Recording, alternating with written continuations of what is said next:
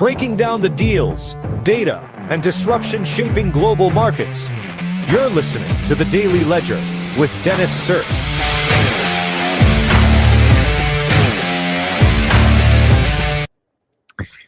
Hey folks, it is Tuesday, July 21st, 2026. You're listening to The Daily Ledger Show, and I am your host, Dennis Sert. Great to be here with you tonight. We're doing a quick sound check, looking good. We got some good stories we're going to talk about tonight. We're going to talk about Google releases new AI, 3 new AI models. Vibe-coded apps are flooding the App Store. Is that good for Apple? OpenAI is adding 2 independent board members ahead of IPO. Jack Dorsey is taking on Slack with Buzz, a group chat platform for teams and their AI agents. Data centers expected to use 4 times more electricity by 2035. Oracle could face $7 billion in collateral bill for Wisconsin data center. Tesla spins up robotaxi pilots in Orlando and Tampa ahead of Q2 earnings. Avengers Endgame Encore will have 7 additional minutes and connect to Doomsday.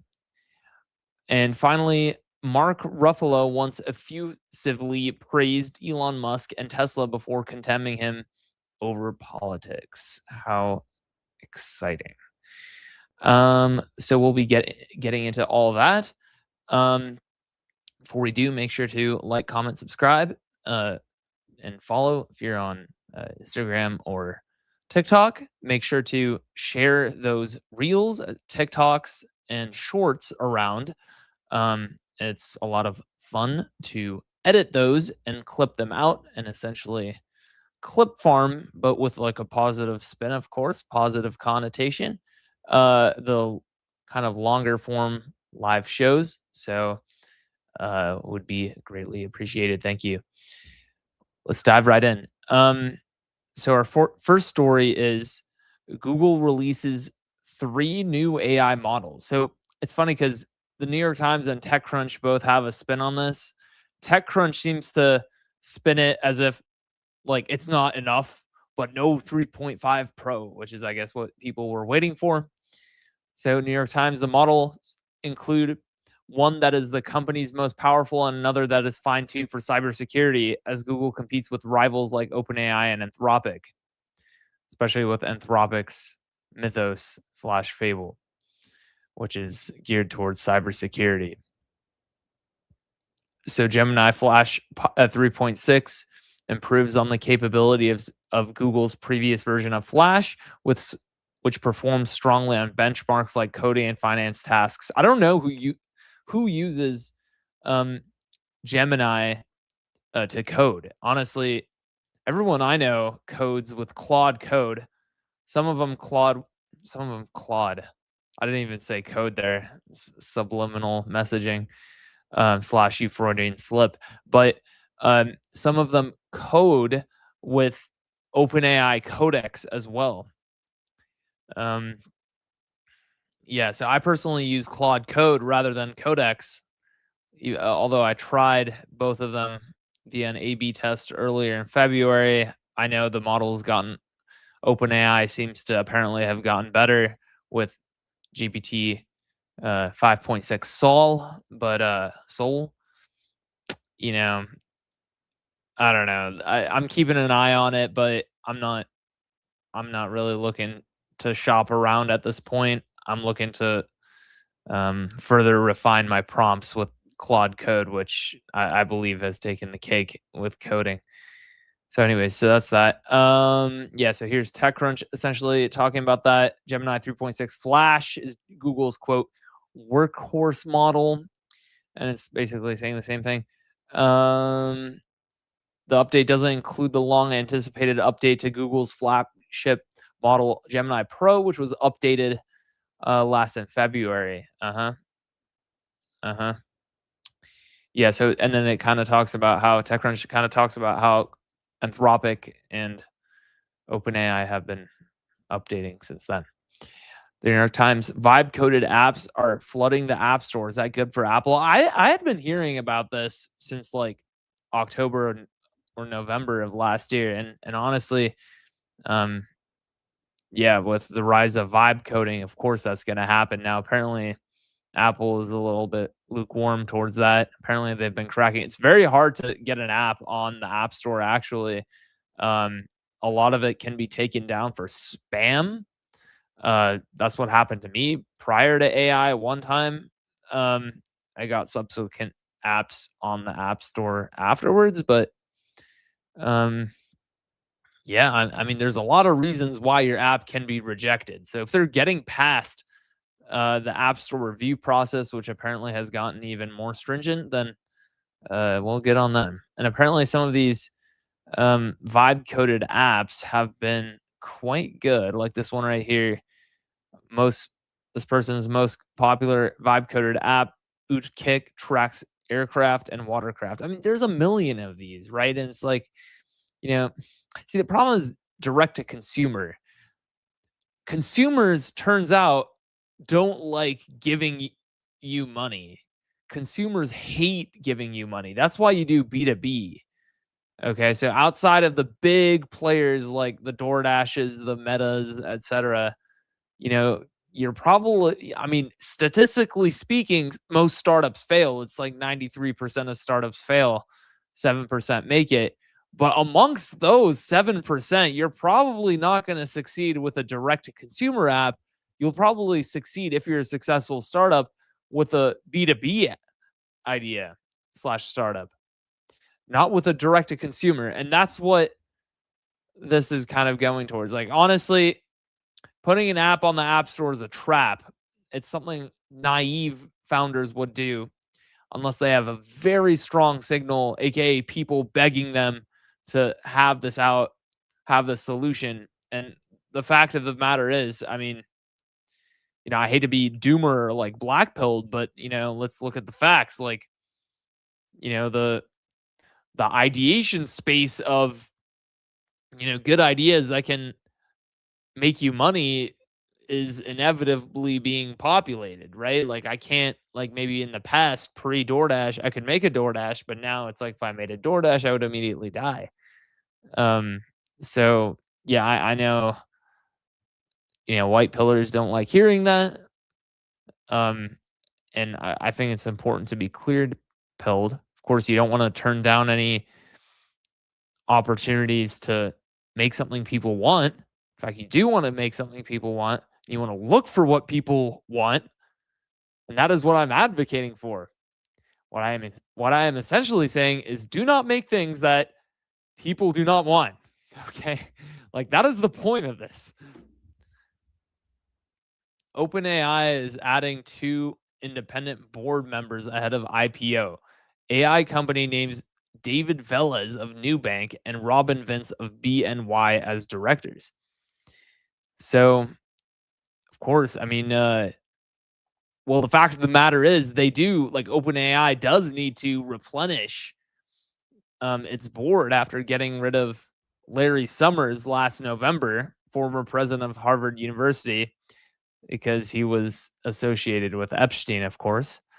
But these guys, David Velez, founder and global executive of, or a CEO of Nubank, a Latin America digital services firm, and Robin Vince, CEO of Bank of New York Mellon, seem to be all right. Apparently, seasoned public market executives and well-known names in the financial world. Of course, OpenAI is trying to do their IPO, and they're trying to add finance guys ahead of their IPO.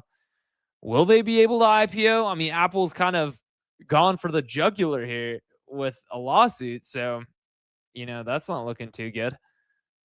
Well, we'll see. TechCrunch: Jack Dorsey is taking on Slack with Buzz, a group chat platform for teams and their AI agents. So it's a good idea, but what happens when Slack adds AI agents? Which they already kind of have agents with like slashes and stuff and like commands. So Jack Dorsey is launching Buzz, a new group chat platform for teams of people and agents. built to reduce our dependency on Slack and GitHub, model agnostic, decentralized, self-sovereign, and open source. Okay, very nice. So I guess there's that. Data centers expected to use 4 times more electricity by 2035. Isn't it funny how the Democrats and the left, I hate to say it like that because I've kind of essentially moved beyond the left right paradigm, but it's like the Democrats have really taken this data center thing seriously after seeing that the Republicans have been pro data center because they're pro AI.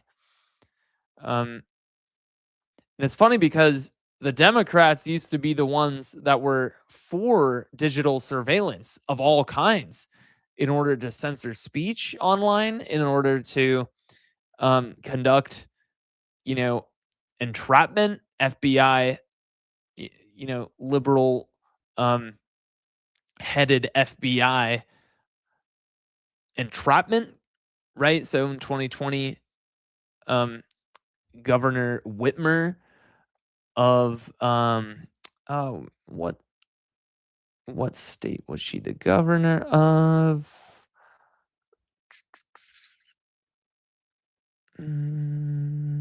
Michigan.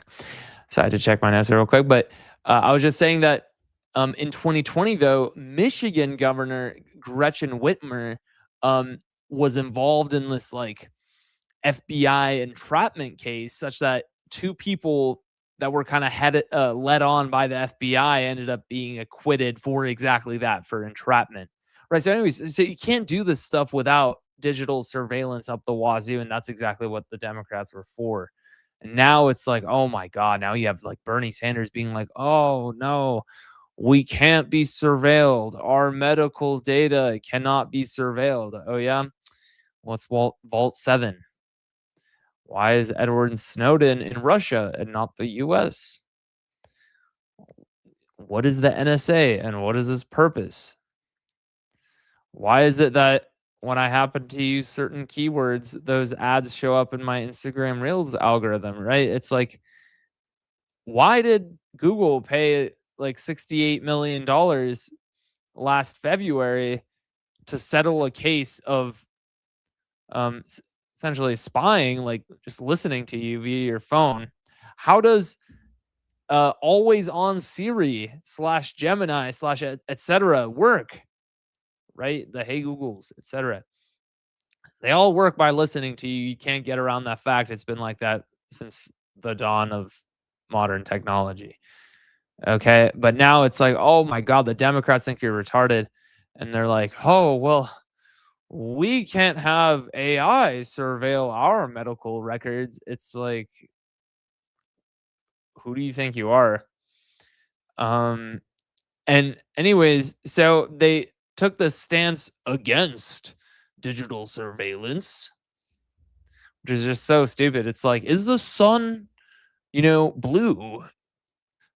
Let's have a debate over that. It's like, well, it's clearly yellow. Well, no. Well, hold on. Let's talk about whether or not the sun is yellow or blue or some other color. It's like, no, it's yellow. Right. So anyways, they're so stupid. But data centers specifically, now they're gonna essentially be against that, right? Which is kind of crazy, and it kind of ties into this next article. I couldn't care less about like the energy usage. The Democrats themselves abandoned this issue. You look at Bill Gates; he was like one of the most pro environmental issue guy, kind of in the late 2010s, and then look at him now. He's like, oh, more data centers. It's like, okay. But from the Financial Times, Oracle could face $7 billion collateral bill for Wisconsin data center. So these data centers, turns out, aren't actually being built. So they're being announced and then they're not being built. So that's actually a really big problem, because what's about to happen is the Democrats are about to take the House and likely also the Senate. And then what's going to happen is in 2028, the Democrats are going to take the presidency and they're going to have a trifecta. And when that happens, data center construction is going to come to a halt. And the problem is there haven't been any data centers that have been built there haven't been very many. Okay. So you can see here the dark blue is the announced ones, which is a majority of them. These ones are under construction. Of course, a lot of them are actually delayed as well. Very little have been built. Most of the ones that have been built have been in 2025, 2024, and 2023. And with the Strait of Hormuz crisis, energy is now an issue and will be for the next 5+ years. So these data centers are not going to be built. And, you know, short of orbital data centers being a massive success in like the next year, that means that AI hype may start to lose steam as there isn't enough compute, which would lead inevitably to higher costs as you need to prioritize who uses the compute as token usage continues to increase. So I'm not saying the AI bubble is going to die or be popped, but we're going to see you know, um, a slowdown in momentum, especially right around 2027 when the 2026 midterms are done, and especially in 2028 through 2032, which is not looking too good. To be honest, all of the blue should essentially be then assumed to be not built, and in which case it's very little. Let me kill this ad blocker thing that TechCrunch recently did. Tesla spins up robo-taxi pilots in Orlando and Tampa ahead of Q2 earnings. Tesla has brought an unspecified number of its unsupervised Model Y SUVs to Orlando and Tampa just one day ahead of the company's scheduled second quarter earnings call. So they also did that tomorrow. They also did that. They also expanded their unsupervised FSD robo-taxi service to SFO, which is kind of cool. That park place, Avengers Endgame Encore, will have 7 additional minutes and connect to Doomsday. Like, this is just Disney flailing. It's gonna make some money, but Doomsday is but over $1 billion just about in budgeting. Like, that's a lot of money. So it's gonna need to make a lot more than $1 billion in order to sort of even break even. Like, this isn't going to be a break even movie. This is going to be a, can we like revive the franchise, which everyone's kind of done. It's over. Superhero fatigue is here. Like, AMC is doing quite well this year in 2026, mostly due to the Minecraft movie, Super Mario Galaxy 2, arguably. Of course, Obsession, made by a YouTuber, as well as Backrooms, right? So just to name a few of the heavy hitters this year. And of course, none of these are superhero movies. Last superhero movie, James Gunn's DC, updated DC universe. Supergirl, complete flop. Disney's other, like, outside of the superhero genre, continued like reimagining / remakings of like historical movies, like Moana, for instance. I wouldn't call it historical, just 2016, but they remade it, also flopped really bad, actually. It's like something like $500 million budget, and it only made like 95.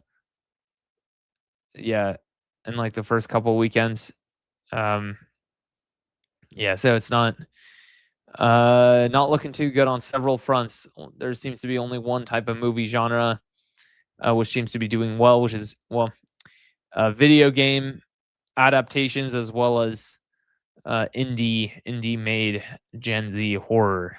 So I think Disney should kind of quietly bow out of these like weird superhero movies. Like, no one cares anymore. They're just pumping propaganda.